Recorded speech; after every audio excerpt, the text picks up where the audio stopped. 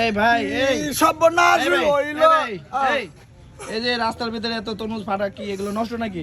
না ভাই নষ্ট না ভাই, তাইলে সকালবেলা আড়ত থেকে 25,000 টাকা তরমুজ কিনে আনছি।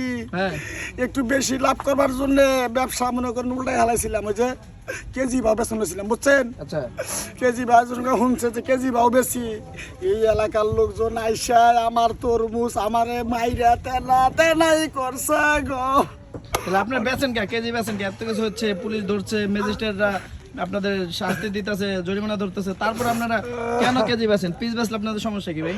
পিস বেচলে লাভ কম হয় 10 টাকা 5 টাকা, আর কেজি ভাও বেচলে লাভ হয় 30-35 টাকা আপনারা কেজি। তো ভাই ফিরাউনের বংশধর। না ভাই আজকে থেকে আমি শিক্ষা হয়েছি, এলাকার লোকজন আমার ডান্ডা মারছে, 25,000 টাকার তরমুজ নষ্ট করছে। আমি আজকে থেকে দেখছেন কতগুলো তরমুজ নষ্ট হয়েছে, কতগুলো। এই যে এগুলো যদি দেখছেন, এই যে আরে ভাই শুনেন তাহলে দুঃখের কথা, কও।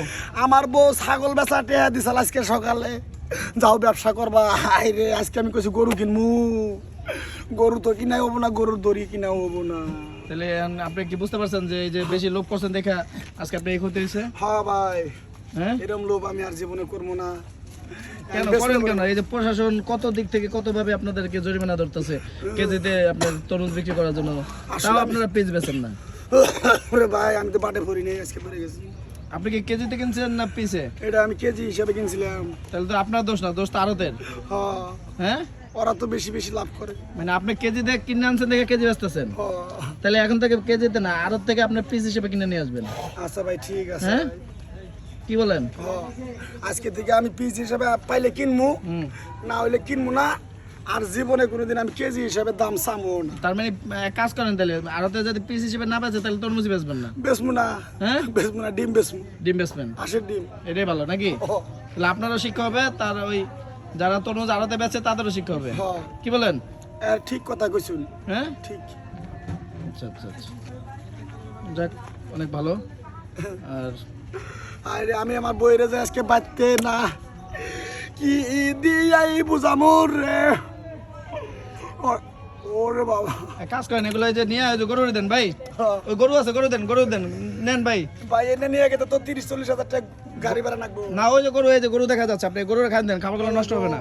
নেন, হ্যাঁ ওই যে গরু এই যে গরু আছে, নেন নেন নেন নেন নেন নেন নিয়ে গরুর খাই দেন।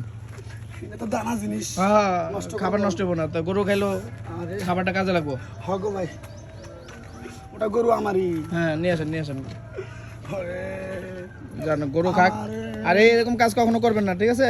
ঠিক আছে ভাই। হ্যাঁ এই গরু। তাহলে কি এখন আর আফসোস নাই? মানে আপনার খাবার গরু তো খাইলো নাকি? আফসোস নাই ভাই, আর আফসোস করে কি করবো, যা যাবার তো গেছে।